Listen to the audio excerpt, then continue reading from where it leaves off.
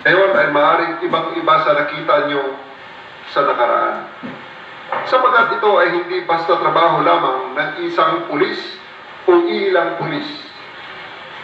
Ito ay kasaysayan sapagkat ginagawa natin ang mga bagay na maaaring magiging basihan ng iba pang mga gawain sa hinaharap. Ang ating mga kababayan ay nakatingin sa atin. At ako'y naniniwala na sinusuportahan nila tayo. Huwag kayong maniwala sa propaganda ng SMNI. Sila-sila lang ang nag-uusap dyan kasama ang iilang trolls na nakikinabang din sa pananamantala ni Apollo Kibuloy. Sinasabi nila na milyon-milyon sila buong mundo. Pero nasaan ang milyones nila noong isang gabi? Hindi nga nila napuno ang plaza na sa ating pagtaya ay nasa 2,500 lamang ang upuan. This is despite na nalaman natin na sila ay naghakot pa ng mga tao galing Bukidnon at Surigao para umattend sa kanilang event. Kahit sa live broadcast nila, ito ay hindi may pagkaila. Ang peak views ay 1,700 lamang ang nanood sa kanila sa buong mundo. Kung buong mundo man ang pinanggalingan ng 1,700 na ito, wala ang 8 milyon. Ikumpara nyo sa mga comments ng ating mga kababayan sa mga shows ng mainstream media. Overwhelming ang suporta na ating natatanggap. Sapagkat nararamdaman natin na nasa likod natin sila. Gusto nilang magtagumpay tayo. Gusto nila ng hustisya na naaayon sa proseso ng batas at korte at hindi sa labas nito or extrajudicially.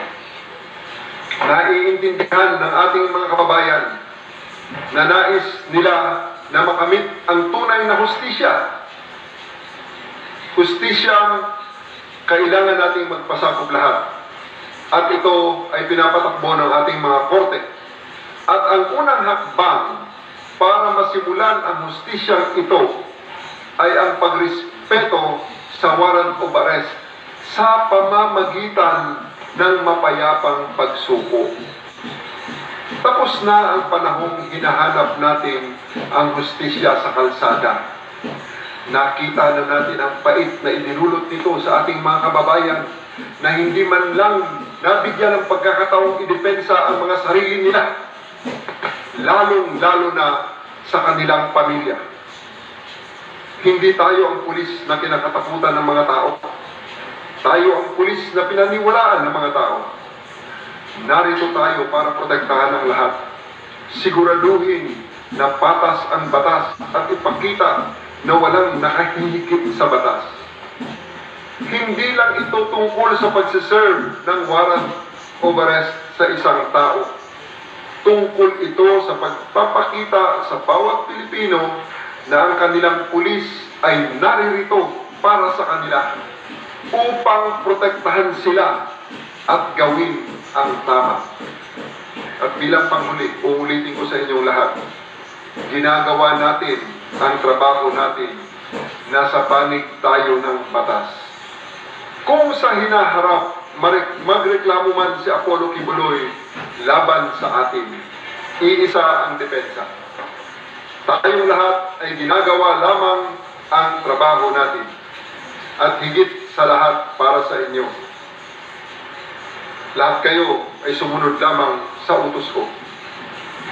Bilang Regional Director, ako at ako lamang ang responsable sa lahat ng ito. I am taking full responsibility in everything and anything that you do. Kilala ako ng mga taong nakasama ko na noon. Hindi ako nang iiwan ng tao. I don't throw my people under the bus to save my own skin.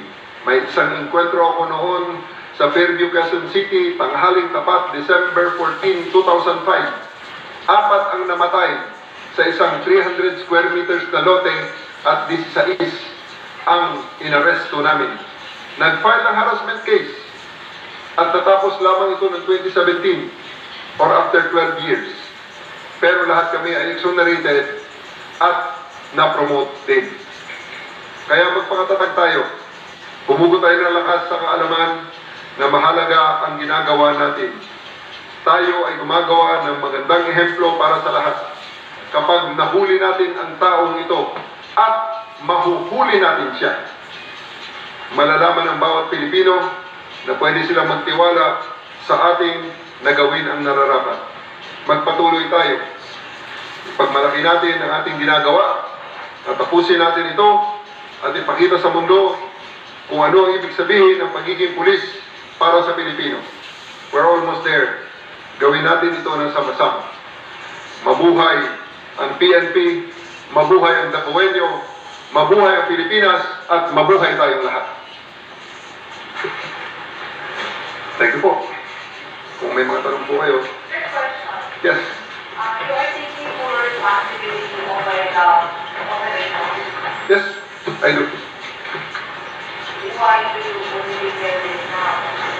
Hindi naman kailang i-declare para at the very start, nire-reiterate ko lang.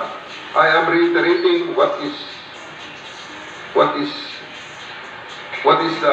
the fact in the very beginning that I take all responsibility for all this action. Pero po yung nangyayari, day 11 na kayo, what happened since day 1 po? Nakita niyo naman siguro ang pinakamagandang documentation dyan, yung mismong SMNI Live. Pati yung mga propaganda nila, tingnan niyo. Makikita niyo, until kahapon, meron tayong pinasok na isang building sapagkat meron tayong nakita na information na na-receive na may kwarto si Apollo Kibuloy doon na pwede niyang pagtaguan. Positive, nandun ang kwarto, wala lang ang tao. Kwarto na napakaganda, base sa mga gamit na nandun, ay kwarto na isang lalaki na tumutugma sa pangangatawan at size ng mga sapatos at mga gamit ni Apollo Kibuloy na napaliligiran ng iba pang mga maliliit na kwarto ng mga babae naman, base naman sa mga nakita nating mga gamit. So, wala nga rin naman ang mga babae. At meron tayong nakita ron na isang seksyon na ngayon ay ating namang itino-coordinate sa ating tamang ahensya. May mga minor tayo nakita. Alas 6 kahapon, umiikot tayo. Ang sabi ng mga tao doon, tulog. Na hindi naman kapanipaniwala. Bago kami nakapasok doon, mga 30 minutes na kami inantala nitong mga taga-KOJC. Bago kami makapasok, may dala akong 60 na mga babae na mga magsisearch. Kasi yun ang kanilang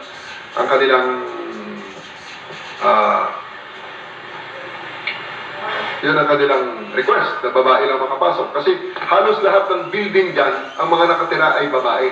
Si Apollo Kibuloy lang ang bukod tanging nakatira sa gitna ng mga babae ito. Totoo yan. So, kahapon nakita natin may mga bata, minor, 10 to 15 years old, mga tulog. Sabi, tulog ha. O nagtutulog-tulugan. Hindi na natin nasigurado dahil ayaw nilang papasukin ang camera, ayaw nilang papasukin ang video, which we respected.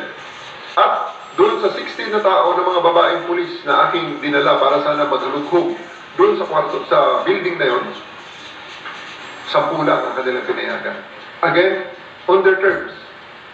So ngayon, hindi ko kinoconsider na search na ang building na yun. I'm making a report na ito ay na-search natin on their own terms. Kaya hindi talaga makikita at hindi kami satisfied sa resulta nun. Kaya huwag lang kami sisihin kung babalikan namin at isi-search namin on our terms.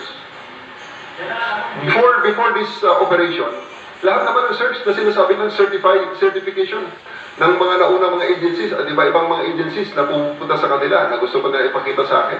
All those searches are made on their own terms, on the terms of the wanted person. So, paano yun? It is only now that we are asserting some of our terms na hanggang ngayon ay napakarami pa rin balakid on their terms pa rin. Okay? So, uulitin natin yan hanggang sa tayo satisfied na talaga nang wala si Apollo Kibuloy. At totoo nga ang sinasabi nila na hindi nila alam kung paano kontakin yung tao. Pero sa ngayon, huwag tayong ma-sidetrack. Sinasabi ko sa aking mga tao, huwag tayong ma-sidetrack sa tunay na issue rito. Tayo ay nag-i-implement ng warrant of arrest sa isang taong nagtatago. General, clarify ko lang, ano pong building po yung maraming kwarto? At ilang pong kwarto dapat ang search nyo? Hindi ko na muna, in their defense, kasi tatamaan sila na kaplastikan na kanila ginagawa doon. Dahil learning institution yun eh. Pag pinangalanan ko ang pangalan nila, they challenge me, I'll take the name, I'll broadcast the name, para makita kung anong klaseng edukasyon na kanilang ibinibigay sa lugar na yun. Ilang pong kwarto dapat ang search nyo? Napakarami, hindi nga namin, dahil 10 lang ang pinapasok nila, hindi namin matapos-tapos ang pagbibilang, ang pagdo-document, may harassment pa ng kanilang mga cameraman, may harassment pa ng kanilang mga abogado. So, we really cannot concentrate on our jobs. Sa inyo pong tingin doon sa kwartong sinasabi po ninyo na mukhang kay Pastor Kibuloy, mukha ba siyang ngayon lang iniwan? Pwede niyo po bang i-describe sa amin, General Taze? Thank you. Alam nyo, yung mga ganun subjective yun eh. Paano mo masabi kung kagagamit lang o kahapon lang? Like in a hotel. How do you know na kagagamit lang kahapon ng hotel? I really cannot give you a definitive answer regarding that matter. Aminado yan.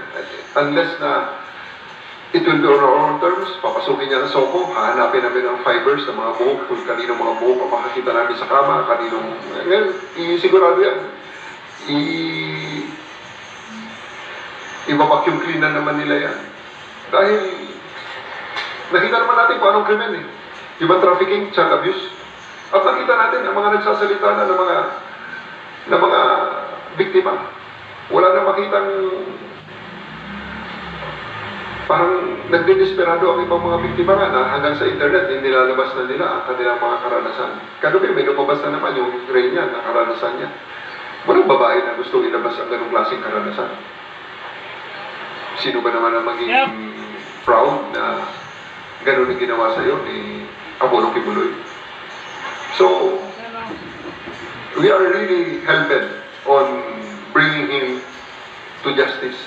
Hanapin kung hindi man kung ito man ay makakuha sila ng legal remedy at patigilin kami ng korte. Pangako ko, pag ako inutusan ulit, gagawin ko ulit ito. Hindi natin titigilan ito. Hanggang sa siya ay sumuko. At wala siyang karapatan na mag-demand ng kung ano-ano. Ba't kailangan niyang i-demand sa presidente ang mga papeles na hinihingi niya? Sino ba siya? Is he above the law? Ganun ba talaga? Lahat ng klase ng may mga warrant yun, di magde-demand na rin ang gaya niya na ganito ang papel, ganito ang kailangan kong assurance, ganito, bago ako sumuko. Ano yun? Hindi naman yata yun ang nakasulat sa batas at hindi naman yung espiritu ng batas. General, sa press con po na isinagawa ni Attorney Torion few days ago, sabi po niya na pagtapos po nito ay i-hunt down po daw niya kayo at hindi daw niya kayo patutulugin sa mga kasong isasampalaban sa inyo hanggang sa inyo pong pagretiro. Would you react to that, sir? Bring it on! Hindi ako kaya ng kanyang boss na magtatago. Haharapin ko siya. Kung makulong ako, di makulong. Di ba? Bakit? Hindi na naman ako ng first time na nagkawarat niya na. Tingnan yung record ko, may warrant ako dati, nagpiyansa ako. Piyansa! Harapin mo sa korte. O, ano ngayon? Exonerated ako. General ako. Di ba? Major ako noon. Nung nagawarat ako. Hanggang ngayon nga, hindi ko pa nakukuha yung, naalala ko na naman yung piyansa ko. Dapat bawiin ko yun Hanggang ngayon, hindi ko pa nakukuha, 2,000. Maliit na kaso, pero, di ba? Hindi ako kaya ng boss niya na magtatago at magsisisigaw, maghahanap ng justisya sa kalsada. Mali yun. Kahit kaabogado niya tao Di ba? Kahit sinong abogado yan, tatawanan siya niyan. Si Noli de Castro di ba? Si Kabayan, di ba? Hindi kami mali. Talaga ang dapat, pag ang tao may kaso, lumabas at harapin ang kanyang kaso. Oh. Ano mali doon? I-justify pa niya? That's wrong. That's wrong. Kasi pag ganyan ang nangyari, paano na lang ang iba? E di pag nagkawaran, e di magtago na rin. At pagkatapos, mag-demand ng kung ano-ano. General, isipin ba yung mga search warrant sa mga groups at yung mga meeting nila? Diyan ba yung specify yung mga search warrant na nalagay sa mga Boss, walang search warrant dito. Ang search warrant ay para sa bagay. at kontrabando. Wala kaming sinasabi na may kontrabando sa loob ng COJC. Wala kaming sinasabi na may baril dyan. Wala kaming sinasabi na may droga dyan. Wala kaming sinasabi na may dapat kaming search warrant dyan at kumpiskahin namin. Yun ang search warrant. Ang meron kami ay warrant of arrest na ang sinasabi ng korte, utos sa amin yun, dalhin nyo si Apollo Kibuloy at ang 5 pa dito sa korte ko para managot sa sala ganito. That is Pasig RTC 159. Yung sa natingin na nakita namin ngayon, paano mo ito yung sa ito sa artist na sinasabi na sa mga rules namin ngayon? About sa digging na yan, allegation ni Atty. Torion yan, let him prove that. So, Wala akong sinasabi muna dyan sa mga bagay na yan, sapagkat yan ay allegation nila. Let them prove it. Kaya yan ang gusto nila, sige, let them prove it also. Pero may photos and videos din. Ilabas nila yung nagbigay ng photo at pakita niya rin ang, alam niya ang batas, paano dyan. Ilabas niya yung taong nagbigay at bigyan niya rin ng sworn statement. Kasi kaya kong gawin yan sa loob ng Photoshop. For clarification, so sir, no excavation, no digging Hindi ko inside. sinasabi ang kung ano man yan regarding sa diggings na yan dahil yan ay nilabas ni Atty. Torion. Let him prove it. Di ba, in the same manner na gusto niya, i-prove namin yung guilt at kung ano pa man ni Apollo Kibuloy bago niya i-surrender sa batas yung kliyente niya. Yung na-mention nyo before, sir, na underground facility, ano yung mga efforts to locate that? Wala bang excavation? Hanggang ngayon, meron tayong mga technical people na ginagamit yan because yung mga technical natin na mga ginagamit, hindi naman yan para lang sa bagay na yan eh. And it has been, those are reliable instruments na according sa mga operators nga, ay nagamit nila hanggang sa ibang bansa nung nagbigay ang Pilipinas ng suporta sa mga nasalanta ng mga massive earthquake. Kaya, they are very confident sa capability at mga results na ibinibigay sa kanila ng mga instrumento nila. Ano nagpapahirap, sir, na malocate yung entrance ng sinasabi ng underground facility? Unang-una talagang this only half of the things that we want to do, less than half of the things that we want to do, we actually do. Ibig sabihin, ang search na ito ay always done on the terms of QOJC. Kasi nga ayaw nating we work within those challenges. Ayaw naman namin persahin na talaga ng persahin na talaga. Kaya kahapon pinilit ko na lang talaga yung Emerald Gate na sinasabi nila, nabuksan talaga. Just to dispel, ano ba ang nakalagay sa kanilang TPO? Ang allegation nila na pinipigilan namin silang pumasok sa kanilang compound. Anong totoo? Sila ang pumipigil. Doon sa unang gate na ginagamit namin, dati open yun. Napakawawalang hiya. Sinarado ang gate. Nilagyan ng excavator. Pinadaan kami sa napakaliit na lagusan. At pagkatapos, hinihingian na kung ano-ano. Bakit? Sila na ba ang otoridad ngayon? Kahit na sila ay private, maliwanag right at the very start na ito ay papasok ang pulis para hanapin ang tinatago nilang fugitive na boss nila na walang lakas ng loob para harapin ang kasong sinasabi nilang napakahina. Kung tanongin mo sa Atty. Torion, ang sasabihin at ng mga abogado, sasabihin lang, napakahina naman yan, matagal nang dismiss yan. Dismiss pala eh. Ba't hindi kayo lumabas at sabihin sa judge yan? Ibig sabihin, mali ang judge. Di ba? Kaya, nandun lang tayo. Huwag tayong ma-sidetrack sa main issue na ang lahat ng ito ay nangyayari dahil sa paghahanap kay Apollo Kibuloy. Next to me. Since last week, sir, may mga umaaligid ito na alleged US aircraft. Tumutulong ba ang US sa operasyon na ito, lalo na wanted din si Pastor Kibuloy dun sa Amerika? Yan, panibagong mga... Di ba? Again, allegations. Let them prove it. They make that kind of preposterous claims. Lahat na lang eh. Di ba? Like the claim of their boss na siya ang anak ng Diyos dito sa lupa. Anak pala siya ng Diyos eh. Ba't hindi niya harapin ng lahat ng kanyang mga accusers? Ang nabasa ko kasi anak ng Diyos, hindi tumakbo. Diba? Ang nabasa kong libro na merong istorya ng anak ng Diyos, hindi tumakbo, nagpapako sa krus. Sir, Next Kulina, kaya Mindanao. good morning, sir. Sir, Antonio Colina from Mindanao. Sir, on day 1, you said na you are 100% certain that Kibuloy is still inside the OJC compound. Now that it's day 11, sir, you're still confident na nandyan pa siya? Hanggang ngayon, naniniwala kami na nandyan siya, tinatawanan kami. Sige lang, there's always time for everything. At darating, sabi ko nga kanina, mahuhuli rin natin yan. Mahuhuli natin yan, just a matter of time. Sir, balik lang ako doon sa question on excavation. May ginagawang drilling activities or excavation ba sa basement ng GMC? That is the allegation of Atty. Torion, let him prove it. But on the part of PRO, sir, can you categorically say that there is no drilling activity? Basta sa akin lang dyan, let Atty. Torion prove the things that he is saying in the media. I just don't want to dignify all those things. James of GMA, sir. Sir, just this morning, nagpalabas yung Davao City Council ng resolution requesting the PNP to uphold the rule of law in implementing the warrant of arrest, the continuing implementation. Your comment on that, sir? Yeah, we welcome those. We welcome this resolution of the Davao City Council because lahat tayo ang gusto natin is uphold the rule of law. And I do hope that our esteemed council members and the political leadership of not only Davao City but our country as well to call for the concerned people and instrumentalities and everybody, all the Filipino people, to uphold the rule of law.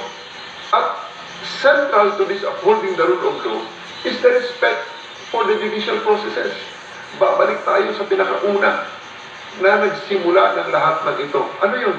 May mandamiento de arresto ang RTC sa Pasig at nagsasabi, dalhin niyo si Apollo Kibuloy dito sapagkat siya ay dapat managot dito sa kaso inaakusa sa kanya, human trafficking at child abuse. Sir, Ano tayo? So hopefully, I hope that the political leadership also make that call to Apollo Kibuloy and his followers na respetuhin niyo ang rule of law. Hindi yung justice for Apollo Kibuloy ay nakalagay sa t-shirt nyo. Ayaw nyo namang humarap sa husgado. Sa hustisya nyo hinahanap sa kalsada. Tapos na tayo sa panahon yun.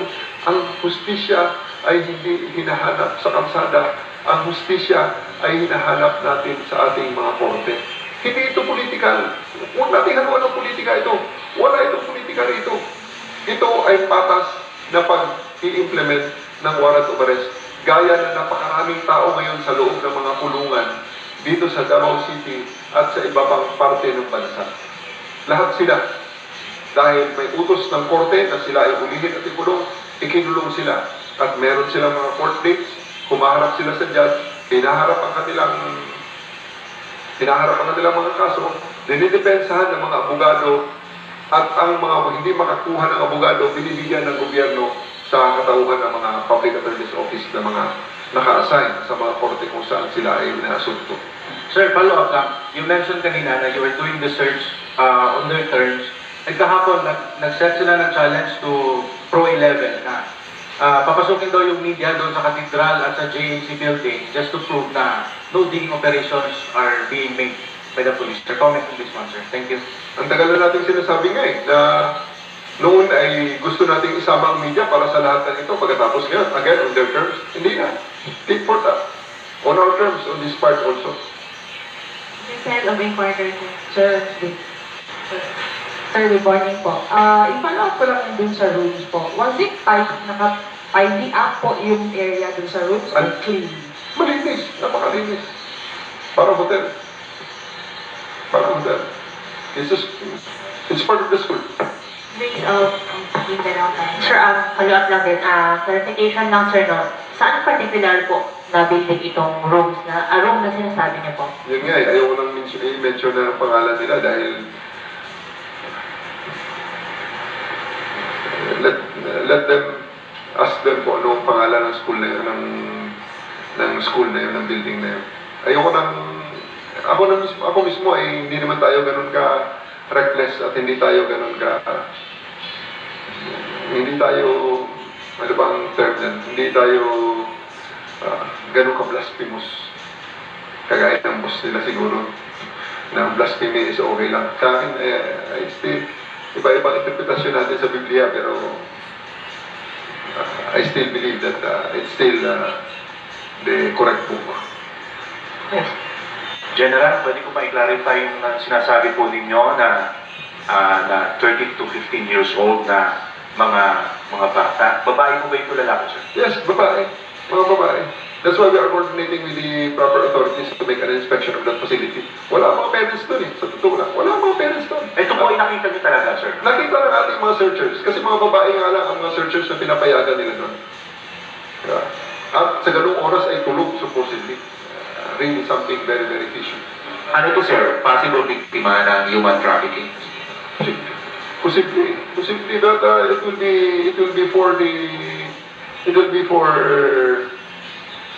proper verification and declaration of the proper authorities. Kami naman ay indicators na tinitingnan at meron kami mga conclusion. Kaya, because we are not the proper authority regarding that matter, we will refer it to the proper authority. Yung mga bata po ko sa nakita, doon din malapit sa kwarto ni Ipuloy na sinasabi niyo? Same building. Sa building. First floor, second Isa lang floor. naman ang building natin na pinag-uusapan. Sir, Miss Caduaya. Mga around 5 kahapon, 5, 6. Ayun, live. PM. Hapon. Hapon yan. Sir, Sa around 10. Sir, follow up ko lang po, sir. Yung umpisa ng pag-serve ng warrant of arrest, all women po ng police hanggang sa first day po. Almost. Although ganito, no first day, andun ako personal. No? O first, second, third day, mga 3 days. Personal akong nag-lead ng mga searches. Kasi napakarami ng, pag pinabayaan ko ang mga tao ko, mapanghinaan lang ng loob. Nakita niyo naman kung gaano kagulo. Sa likod ko nga lang, ako nga lang, muntik. Talagang nasa brief na rin ako ng panghinaan ng loob. Isipin mo naman yung gaano kalaki yung megaphone na inilalagay nila sa likod ko. Napakalaking megaphone na inilalagay pagkatapos lahat ng pang-alipusta, lahat ng... Kaya nag-lead ako. Ngayon, nung mag-settle na ang lahat, may mga request sila na, sir, mga babae nandyan. Halos naman 99% of all those rooms, sinasabi nila, ay okupado ng mga babae. Wala pa ako nakita ron ng barracks ng mga lalaki. Kahit hanggang dun sa baba, yung basement nila na parang pigsty, mga babae pa rin nandun. Ilan na ang mga lalaki. So, nag-prepare kami ng mga WCPD investigators na nagiging searching team natin. Kaya nga lang, unfortunately, ganun ulit. Hindi na ako nang sumali kahapon at babalikan ko yan. Ako personal na maglilid yan. Pangako ko sa kanila yan. Babalikan ko yan dahil hindi ako satisfied sa search na ginawa. Sa 16 na nandun ng mga polis, ang pinapasok na nila ay 5 sa isang wing. So, 10 lahat. So, 10, natin sa dalawa. Which I believe is not sufficient para sa tamang paghahanap ng mga hinahanap dito sa operation na ito. Miss Caduaya, Miss Licer. Sir, clarify ko na. Yung sinasabi ba na basement, interconnected, kasi ang perception po kasi ng public na isang room lock o isang room lock, are you giving us the impression na interconnected? Sa loob ng isang room, pwede kang mag-traverse sa isang room? Exactly. So, interconnected po. Yes. Kaya nahihirapan kayo? Hirap na hirap talaga kami ba? Hirap na hirap kami. Sa totoo lang, hirap na hirap kami. This facility is really for something really na, for the pleasure of a single person o ilang tao. Kumbaga, this is a facility na talagang out of the ordinary. Okay? Hindi siya, extraordinary siya. Extraordinary. If you won't mind, can you describe, kasi nakapasok ka doon, can you describe paano mo nasabi na interconnected siya? May point ba na nawala ka rin? Or ano yung, paano nyo nalaman na interconnected siya? Sa first day, isa ang pinasukan ng aking mga tauhan.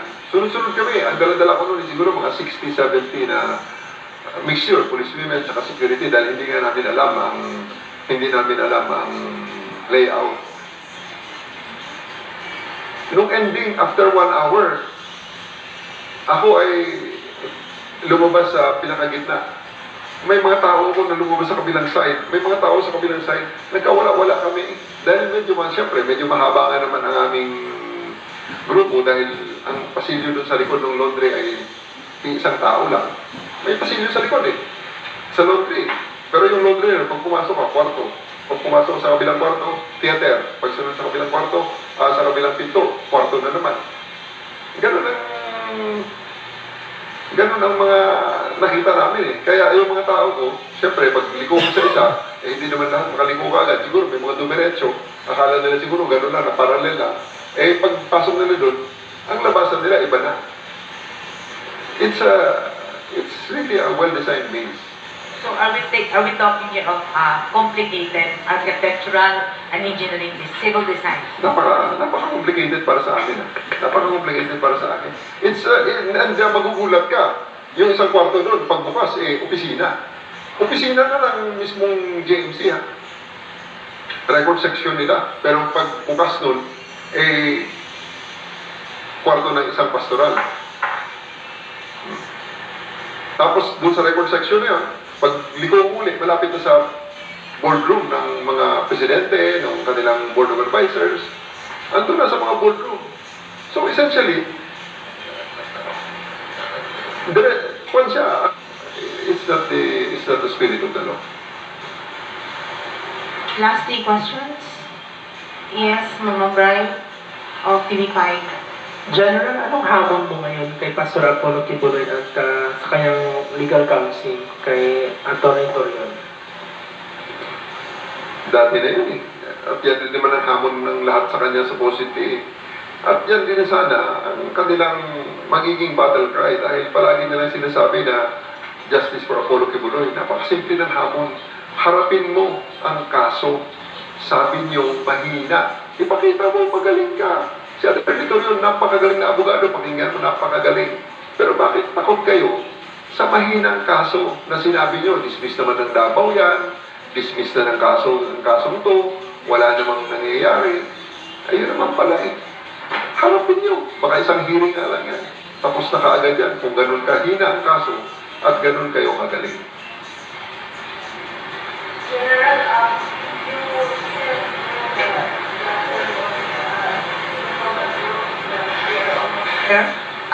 Sorry, this has been asked a while ago, but I just want to know if you really mean it, that you can already see the end. We're almost there. Yan lang I'm always an optimistic person. I'm always optimistic. Hindi para ako ay mapanghinaan ng loob na ganun-ganun na lang.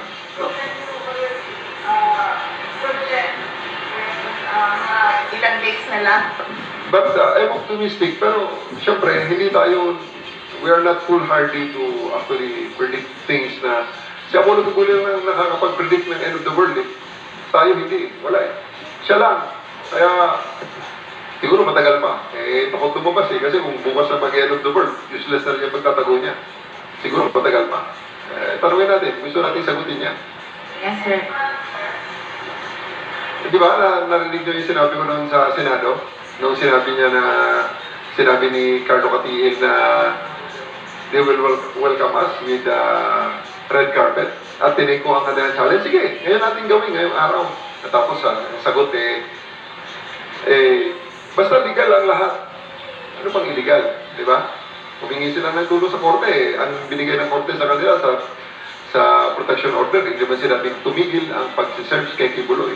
Ang sinabi ay huwag silang pigilan sa kanilang normal activities. At especially yung barikada na sinasabi nila. Kanila naman ang barikada Kaya kahapon, in-assert ko na talaga walang barikada. Buksan ng Emerald Gate. Ngayon, walang barikada. Reklamo pa rin. Di ba? Yan ang problema eh. So, ayokong lagyan ng, ayokong lagyan ng deadline yung ating operation na to. General, sir, convinced pa rin po ba kayo na nasa underground facility pa si Kibuloy or nasa taas na siya ngayon? May nagsabi na sa langit na, di ba? Yan ba ang sabi yung gusto mong sabihin? I mean, above ground na siya. Nasa mga structures within the POJC. Underground or... Ang hirap na ang hirap sagutin ng mga ganong klaseng tanong, you know? Basta hinahanap namin dyan. At ako'y naniniwala, nandyan siya sa loob. At paikot-ikot lang dyan. Okay? Kasi nakakahirap para sa lahat. Grabe di ba? Nakita mo naman. Kaya kaiba dahil ang unang pinakamahirap dito na pa namin, ang unang pinakamahirap dito na sa tingin ko na na-encounter namin, yung kanyang mga supporters. Napakarami ng supporters na hindi naman marami actually, ilan lang eh. Kaya napakagulo. Napakagulo that distracts us from what we are doing. Ito yung mga tao nakikinabang din siguro sa, di ba, nakikinabang sa kanyang pananamantala. So, pati ito mga to, abay naawa nga sa mga taong ito na they were so convinced and brainwashed. Pero marami rin silang mga kasamahan na nagtiwalag na tumiwalag na ngayon ay mga witness na laban sa kanya sa mga korte ito.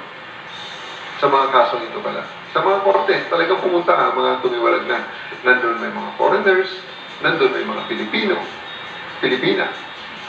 So, yun, yung challenge ang sinasabi ni Sir. Yung kanyang mga supporters na ngayon ay, ang iba naman ay naniliwanagan na. Ang tingin ko nga, naniliwanagan na rin. May marami na rin sila mga tao na umalis na at nagbibigay ng information sa amin. Kahapon, ang information na yun na ibinigay sa amin, kombinasyon yun ng luma at saka ng bagong informasyon. General, Kaya pinasok namin yung building na. Sir, ano pong information ang nakukuha niyo? Is it from human intelligence or... Yes, human intelligence. Yung maraming mga, alam nyo, ito ang isa sa mga nakita namin. May compartmentation talaga eh. May compartmentalization din si Kibuloy sa kanyang mga ginagawa. May mga taong nandito na hindi alam kung anong ginagawa sa kabila. At hindi alam ang lahat except for a select few na alam ang overall operation. So, ang nakukuha namin ay mga taong nagsialisa na ang nagbibigay ng informasyon. Ito, kaya kagaya kahapon, tama ang ibinigay na, Sir, dyan yung kwarto si Kibuloy dyan, sa ganito. So, pinuntahan natin, tama nga, wala nga lang si Kibuloy. Ano mo po nakuha niyo sa mga technology na pinasok niyo sa POJC? Hanggang ngayon, ginagamit natin ang technology na may mga indicators talaga na nandyan. Ang problema na nandyan, yung actual na pagtakma sa kanya sa mga lugar na i-indicate na nandyan siya. 8 pa rin po ba yung na-detect niyo na signs of life na nandun? Hindi natin pwede talagang, hindi ko talaga ma-ignore yun eh. Because that technology is proven and tested. Ang problema na lang namin talaga yung paghanap kasi gumagalaw eh. Takot sa activity yung tao takot sa activity yung indicator niya kung sino man yung nakikita namin. Pag may activity nito, lumilipat sa kabila. Puntahan namin, lumilipat sa kabila. So, it's really something that is a challenge to us. Kasi, remember, the guy has 2 helicopters and 2 airplanes waiting there in his hangar with all the luxury cars inside the hangar. Ganon karami ang kanyang resources, ganon karami ang kanyang pera. At kami naglalaro ng tagu-taguan. At siya ang aming hinahanap at siya ay pinoprotektahan ng kanyang mga tao na kontrolado na nila ng CCTV sa buong area. Hindi namin pinapakialaman ng CCTV. Kasi kung foul lang, hindi pinashutdown na sana lahat ng CCTV para hindi na lang kami monitor. Ay, dyan ang CCTV nila. Buhay. Gumagana. Mga cellphones ng mga tao niya. Lahat. Gumagana. Hindi sana pinakupiska ko na yan. Kung talagang hardball na trabahuan. Hardball talaga ng trabahuan yan. Dapat lahat na sumasama dyan. Walang cellphone para walang makapag-tip sa kanya kung saan man siya magtago. Above ground man o below ground man. So, but we are not doing that. Because, at the end of the day, sa aming trabaho lang ito. Mahirap man.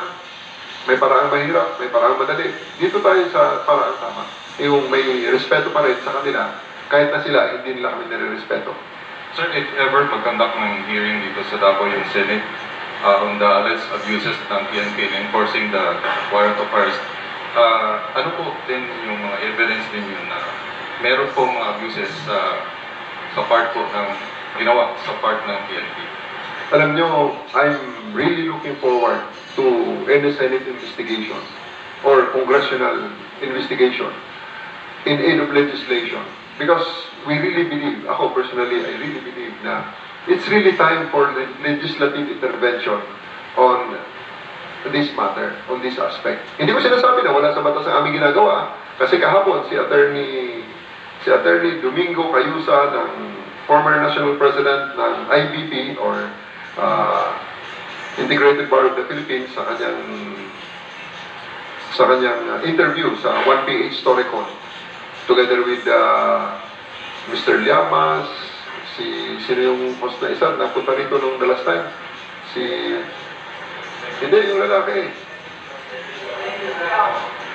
Ed Lingao, and Ana Pamintuan of Philippine Star. Sila ang nag-interview kay Attorney Domingo Cayusa. And I really, for perspective, I invite you to watch the program.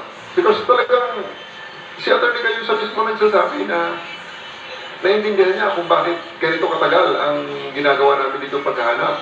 At kung naalala nyo, nung sinalas nga ako ng mga KOJC na i-red carpet nila kami, tinanong nila, gaano katagal?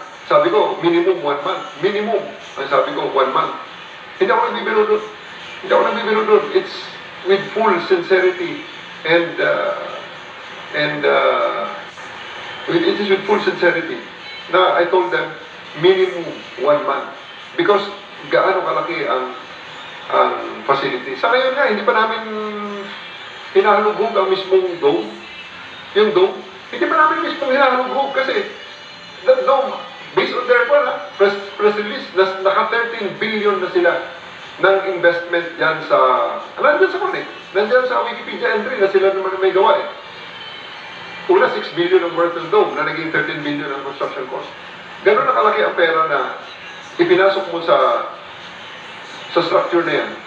Huwag mo sabihin na wala pang livable quarters dyan, wala pang livable spaces dyan. Yeah? Hindi pa namin nahahanap ang dome. Ang dome is cursory pa lang ang aming nakita. Inikot lang namin, tinignan lang namin, pero kung tutuusin dyan, napakarami ng spaces dyan na dapat pang tingnan. Napakalaki na powerhouse sa tabi ng dome, umaandar yun. So, ibig sabihin, may sinusuplayan ng kuryente. So, hindi pa namin naiikot yun, kasunod yun. Kung kailan yun, tapusin muna namin itong mga nandito sa priority namin. Kasi talaga namang napakalawak ng lugar. So, yan nga, gusto nilang matapos kaagad. Pagbigyan nila kami ng search sa tamang, yung walang harassment ba? Yung walang haharap na abogado na hindi, di ba lang kayo? Kaya ako nagdala ng 60 para mabilis eh. Tapos ngayon magre-reklamo sila na mabagal at hindi nagdidali ang polis at uulitin ulit. Kasi may pinadala akong 60 na babae kahapon. Ang pinapasok 10, may 50 nakatenga. Tapos sasabihin nila, 2,000 na kayo dyan. Hindi totoong 2,000 ang nagsisearch. Napakarami ng bulk ng nakikita nyo dyan, CDM, magbabantay dahil sasarado nila ang highway pag hindi nila gusto ang mangyari. Diba? Haharangin ng mga pulis, sasarado ang gate pag makakita sila ng chance. So, I am dedicating policemen to do those jobs. Ang ginagamit ko lang ng pulis yan, iilan lang ang nagsisearch at naghahanap talaga ng actual dyan sa fugitive natin sa loob ng compound nila. So, challenge lang kasi yung ganito. Very simple lang kaya hindi ako nawawala sa harapan. Para bigyan natin ng mukha itong trabaho nito. Paano pag kapamilya mo si Amanda? Paano pag kapamilya mo yung ibang mga biktima? Nakikita nyo ngayon, bata pa, taon na inabuso ang kapamilya mo. At ang ng abuso ay nandyan lang. May warrant, pero nagdidiman sa presidente na bago siya mag-surrender, ito muna ang i-comply ng presidente sa kanya. Abay, teka muna, sandali lang. Di ba? Paano naman ang 110 million Filipinos.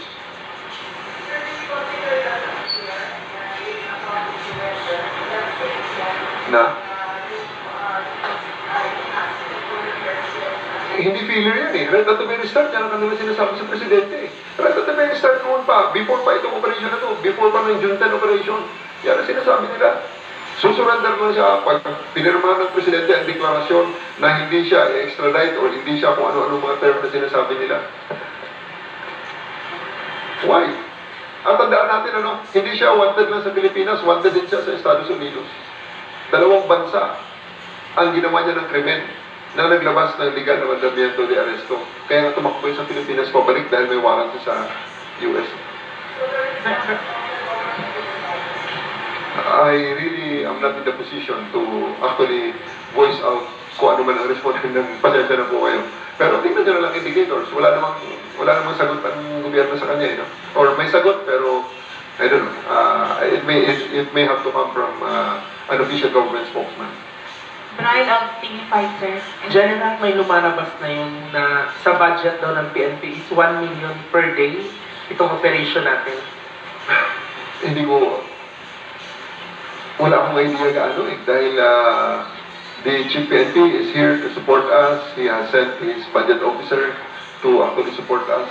Well, hindi ako magtataka kung umabot sa ganun. Kaya nga, napaka-special nitong tao na to na ginagastusan ng gobyerno ng resources na dapat ay magamit natin sa iba pang mga bagay. Di ba? It's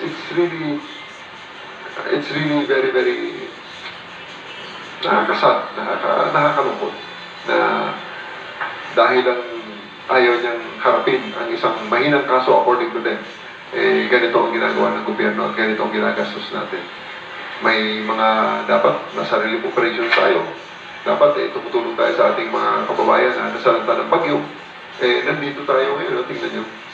Hinahanap si Kibuloy na ayaw humarap sa kaso na inihain sa kanya ng mga bata na wala namang mga boses. Wala namang boses yan eh. Kung hindi tinutulungan ng gobyerno, ang mga biktima na yan ay hindi paririnig. Mahina ang kaso, sabi ni siya mismo at saka ang abogado niya nagsabi, ganun naman pala, uulitin ko, bakit ayaw niyong harapin? Harapin niyo. Last question, sir, from Grace of Iberantay. Sir, sinasabi niyo po na very challenging on the part sa PNP yung pagkantak ng operation. So, Ano yun, ma'am? very challenging po sa part ng PNP yung pagkantak niya ng operation. So, would it mean, sir, na minimum 1 month that this operation will last?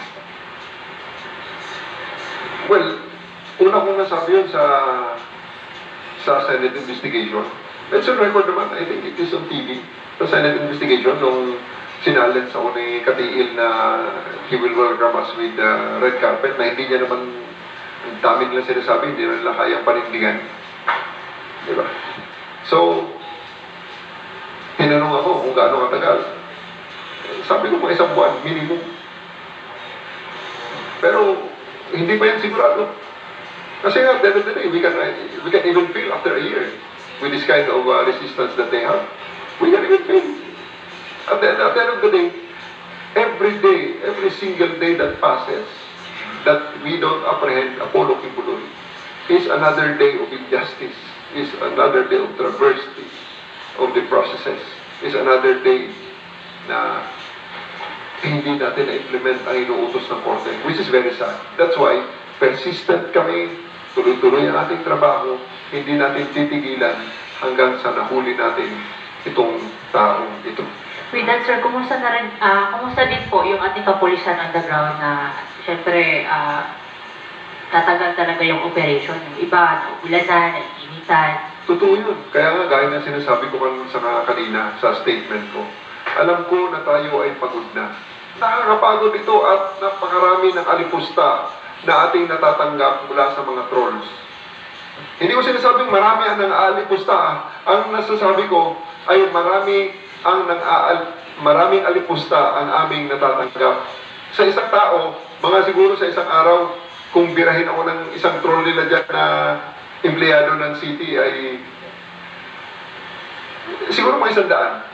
At pagkatapos, yung mga unknown na mga trolls na nagsasabi na papatayin nila yung anak ko at gagantihan nila yung anak ko, napakarami rin. Kaya araw-araw, and I do believe na yan ay natatanggap din ng aming mga pulis na na-identify dito. Kaya nga, I'm rallying them, I'm always trying to boost the morale of our people, not to be sidetracked by these issues. Hindi tayo paatitinag, hindi tayo mawawala sa issue na ang bottom line kailangan madala sa husgado si Apollo Kibuloy. Yun lang, yun ang pinaka-bottom line natin. Okay. Lastly, sir, 2,000 lang po ba talaga yung police na andyan or may mga reinforcement na dumating? Nag-change kami. Hindi ko sinasabing 2,000 ha. Hindi ko sinasabing eksakto ang 2,000. That is a classified number. Pero ang sinasabi ko, kung meron kaming ganito karaming tao, hindi ibig sabihin na lahat yan ay naghahanap kay Apollo Kibuloy. Hindi yan. Ang marami dyan, support, CDM support, traffic, security. At ang mga searchers talaga dyan, iilan na lang ang natitira. Yes, kung saan sila galing. Nakita nyo kahapon ang mga gumalaw doon, iba-ibang mga regions. Kaya nga, very, very special. Dahil lang sa isang mahinang kaso, pero ayaw namang harapin ang sanugan.